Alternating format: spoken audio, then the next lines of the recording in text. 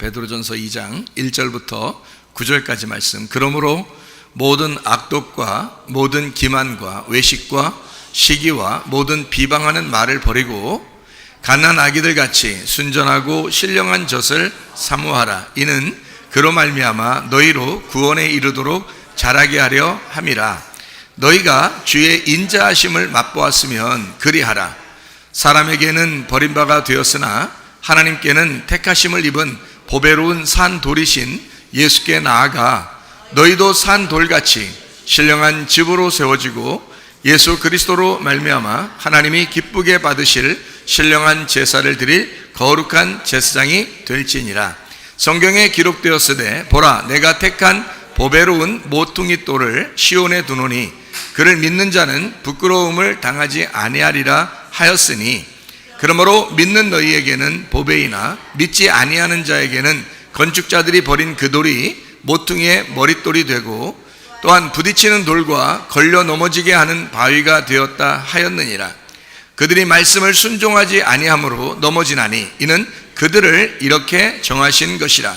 그러나 너희는 택하신 족속이요 왕같은 제사장들이요 거룩한 나라요 그의 소유가 된 백성이니 이는 너희를 어두운 데서 불러내어 그의 기이한 빛에 들어가게 하신 이에 아름다운 덕을 선포하게 하려 하심이라. 우리를 부르신 목적을 알겠죠? 우리를 이렇게 왕같은 제사장으로 부르신 것은 하나님의 그 아름다운 덕을 선포하려고 불렀답니다. 그러니까 복음 선포입니다.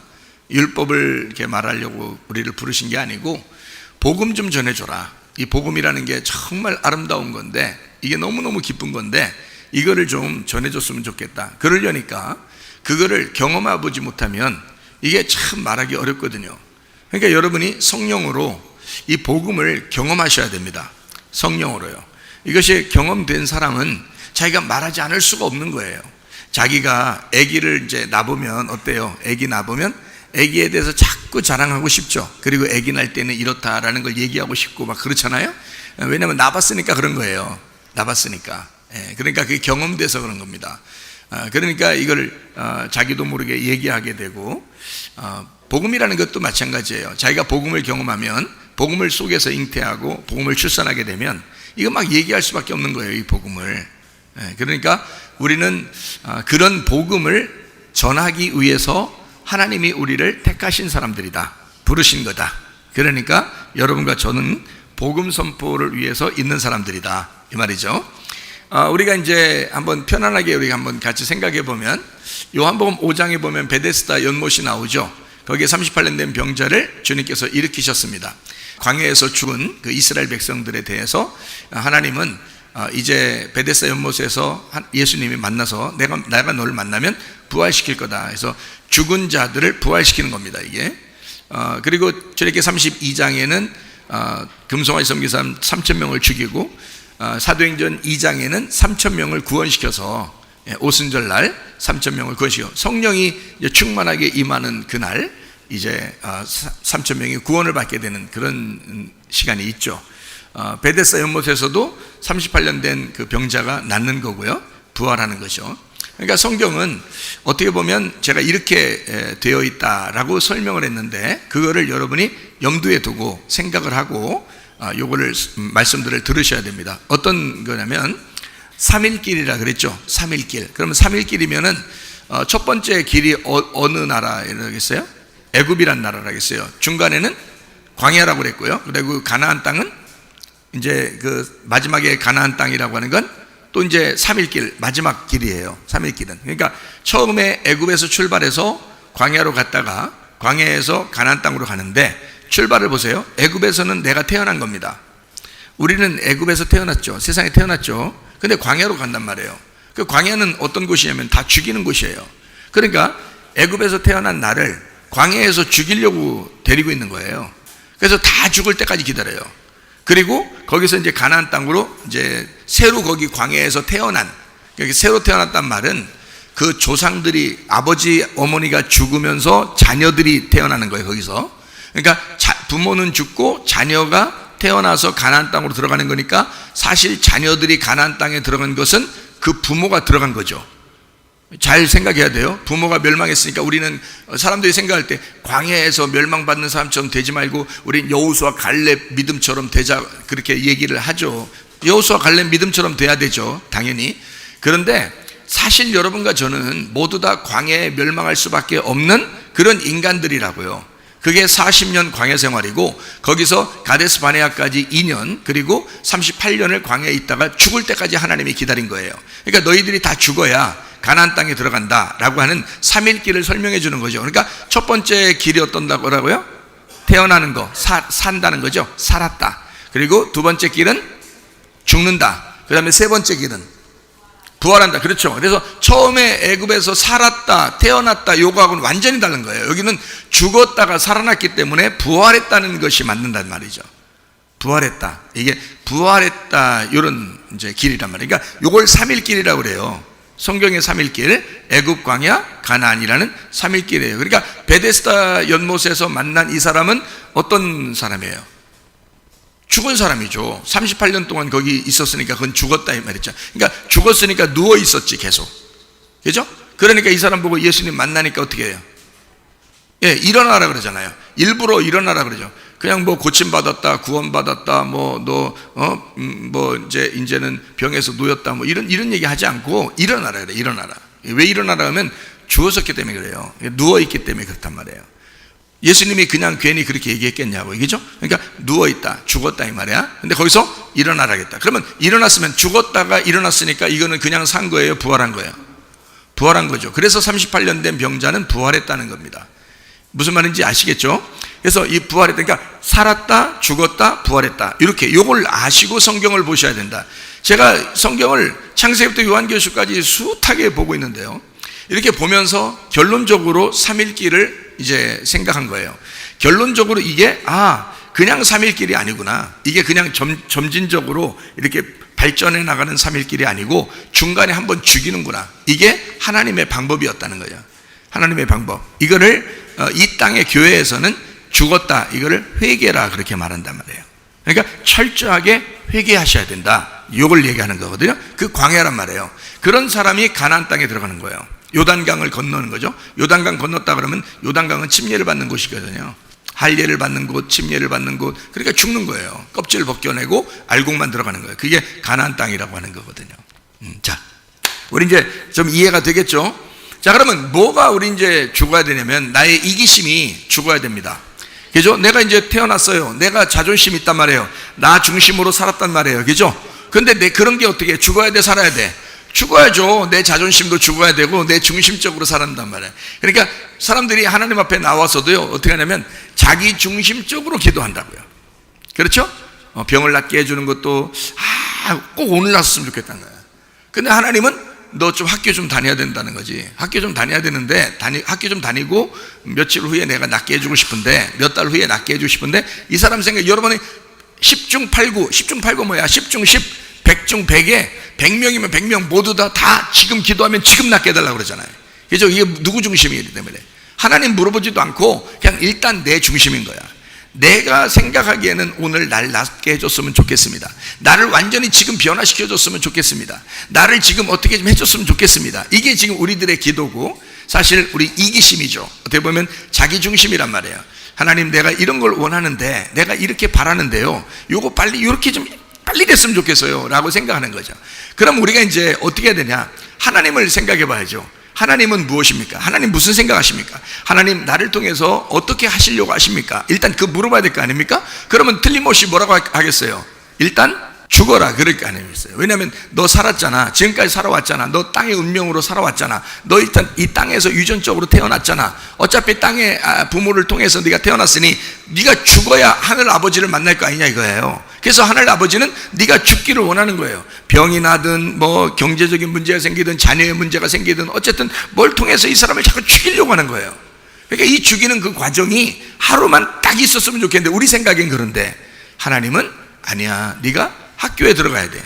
요나 같은 경우는 물고기 뱃속에 들어가서 3일이 있어야 돼. 이렇게 된 거죠. 다니엘도 사자굴 속에 들어갔다 나오고요. 다니엘 세 친구는 풀무불에 들어갔다 나오고요. 그죠? 예. 모세 같은 경우는 애굽에서 왕자로 자라났는데 이 세상에 40살이나 먹은 왕자, 진짜 이제 40살이면 왕도 될 수 있는 그런 나이에서요 갑자기 그냥 광야로 도망치게 돼서 광야에 가가지고 40년을 보내게 돼요. 그러니까 만약에 39년이 됐다면 39년째 모세가 드디어 하나님 나 좀 살려주세요. 내가 드디어 하나님 만나서 하나님 일 좀 하고 싶습니다. 39년째 했다면 하나님 만나 주실까, 안 만나 주실까요? 안 만나 주셔요. 40년이 돼야 돼요. 그냥 그 기간이 돼야 돼. 모세한테는. 그러니까 여러분한테 또 난 죽었다 이러다 40년은 나 인생 끝났는데 어떡하지? 여러분 같으면 인생 끝나기 때문에 40년 하진 않아요. 그 생각 그렇게 시키진 않아. 모세는 앞으로 40년을 또 할 수 있기 때문에, 살아갈 수 있기 때문에 40년 고생해도 나머지 마지막 40년을 하나님을 위해서 살 수 있기 때문에 그게 정해져 있으니까 40년 광야 생활 허락하는 거예요. 이게 무슨 말인지 알겠죠? 그죠? 예수님 금식도 40일 하셨다 그랬죠? 그러니까 그렇게 고난을 받는 거예요. 이게 모세도 광야에서 고난을 받고 하나님이 40년째 딱 되잖아요. 그러면 이제 여지없이 시간 딱 되면요 모세가 원하지도 않았는데 항상 똑같이 그 산에 그냥 항상 그 밑에서 늘 양들하고 같이 있었던데 항상 그랬는데 그날따라 저게 벌긋벌긋하게 보이는 거예요. 이상하게 번쩍번쩍하게 보이고 그날따라. 그러면 이제 그날 이상하다. 딴 때는 그렇게 번쩍번쩍 했어도 아마 안 올라가려고 했을 거예요. 근데 그날따라 번쩍번쩍 하는데 그냥 올라가고 싶어 괜히. 그래서 올라갔더니 그날이 그날인 거예요. 그래가지고 그날 만난 거야. 그래서 신발 벗으라고, 너 때가 다 됐다고. 요나로 말하면 3일이 됐다, 부활해야 된다, 이제 이렇게 얘기하는 거죠. 그러니까 자, 무슨 말인지 아시죠? 애국 광야 가나안이 3일 길인데 내가 태어난 거, 살아가는 거, 그 다음에 나를 죽이는 거, 반드시 죽임에 대한 학교에 들어가게 돼서 무덤에 들어가도록 만든다. 그 다음에 부활하게 만든다는 거예요. 노아 방주도 마찬가지죠. 노아 방주가 이렇게 있었죠, 그죠? 노아 방주에 막 1년 이상을 막 그 안에 있죠, 왜 그러면 그거 죽이는 거예요. 그 안에서 뭐 했겠어요? 자기들끼리 죽는 거예요. 그냥 자는 거야, 계속. 그러니까 안 자고 있으면 배멀미 하겠어요, 안 하겠어요? 배멀미 하겠죠. 자면은 배멀미 잘 안 한다잖아요. 그러니까 하나님이 재우는 거야, 그냥 그 시간 동안에. 어쨌든 뭐 진짜 그 시간 동안 잤는지 뭐 안 잤는지 모르죠. 왜냐하면 뭐 하긴 그 안에 다 시커맸을 거니까, 껌껌했을 거니까 뭐 할 일도 없어요. 어차피 그 안에서. 근데 다른 동물들도 다 자고요. 또 노아 식구들도 다 자게 되고요. 계속 자는 거예요. 이제 잠깐 일어났다 먹고 또 다시 자고, 잠깐 일어나서 먹고 또 자고 그랬는지 모르겠지만 하여튼 노아 방주 이렇게 안에 들어간 것도 무덤이에요. 이렇게 무덤에 들어갔다가 거기서 나와서 인류가 새로 시작되는 거예요. 그러니까 노아 식구로부터 새로 시작되는 인류가 된다는 거죠. 그래서 조상이 노아가 되는 거예요. 그 다음부터는 그 앞에 조상은 아담이었죠. 근데 노아 시대 이후에는 노아가 조상이 되는 거예요. 바뀌잖아요. 이렇게 시대가 완전히 심판받고 그 다음에 노아가 다시 시작하는 거잖아요. 그래도 인간은 죄를 져야 안 져요? 진다고요. 인간은 죄를 지을 수밖에 없는 거라고요. 뿌리가 어때요? 뿌리가 아담 하와였잖아요. 뿌리가 아담 하와 선악과였기 때문에 어차피 죄를 짓고 살아갈 수밖에 없다. 그래서 인간은 항상 악할 뿐임을 하나님이 아시기 때문에 하나님의 아들이 내려와야 그게 해결되는 거예요. 그러니까 사람은 해결할 수가 있는 방법이 없어요. 그래서 하나님의 아들이 와서 해결하니까 하나님의 아들을 믿는 방법밖에 없다. 자, 우리의 자존심이나 우리의 자기 중심의 모든 일들, 광야에서 살아가는, 우리 죽을 때까지의 그 살아가는 그 일들, 이런 것들이 멸망당해야 돼요? 아니면 살아나야 돼요? 멸망당해야 돼요. 광야에 있었던 나의 모든, 이제까지 끌고 왔던 나의 모든 인생, 주님 진짜 경험하기 전에 모든 인생들은 다 죽어야 돼요. 그래서 멸망당하는 거. 다시 말하면 광야에는 뭐가 있다 그러냐면요, 귀신이 있다 그래요. 성경적으로 보면 광야에는 귀신이 있는 겁니다. 그러니까 이 귀신이, 그러니까 보세요. 예수님도 광야에서 시험 받을 때 누가 찾아와요? 마귀가 온다고요. 마귀가 찾아온다고요. 그러니까 광야에는 늘 귀신이 있다 그래요. 이렇게. 그러니까 원래 성경적인 이야기입니다.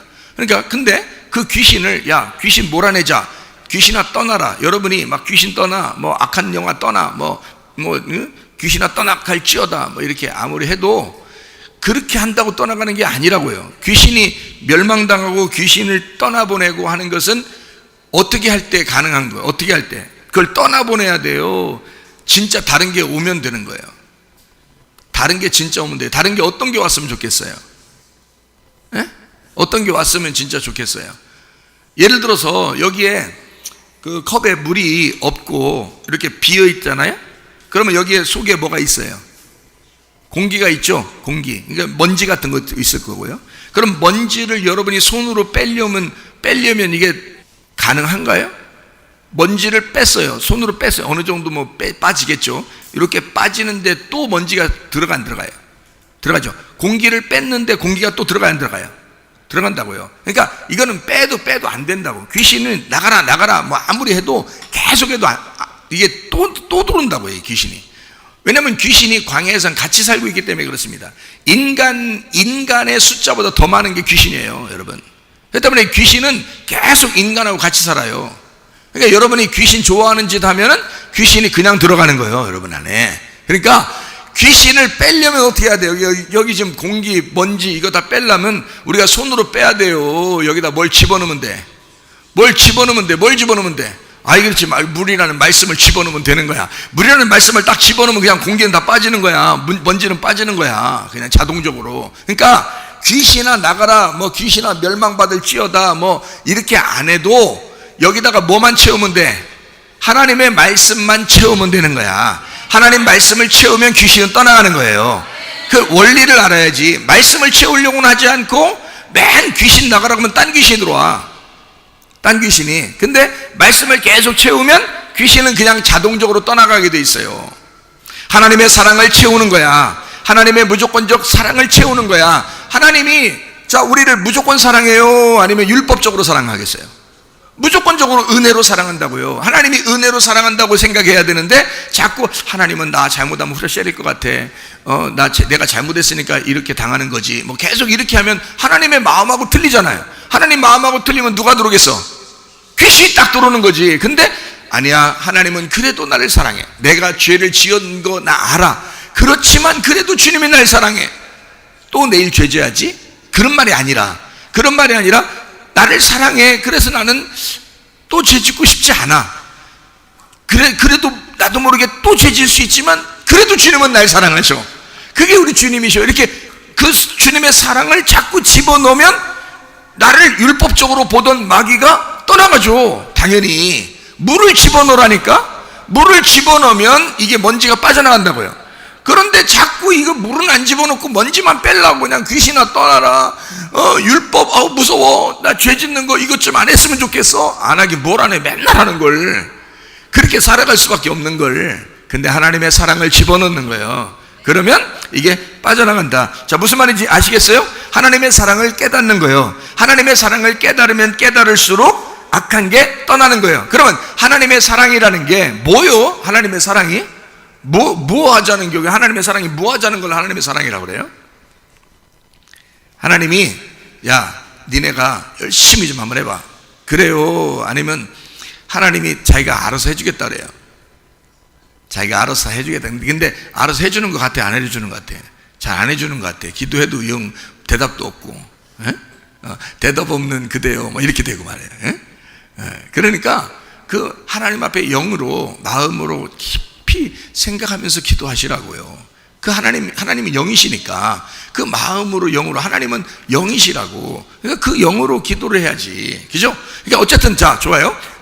응답을 여러분에게 뭐 응답이 오든 안 오든 하나님은 듣고 계셔요. 우리를 사랑하신다고요. 그것만큼은 알고 있어야 된다고요. 하나님이 정말 날 사랑하시는구나. 그거를 깨달으시면 된다고. 이걸 깨달으면 깨달을수록 악한 영은 자꾸 떠나간다고요. 근데 그 하나님의 사랑을 깨닫는데 그 하나님의 사랑이 뭐라고 하는 거냐면 하나님이 나를 섬겨주시려고 그래.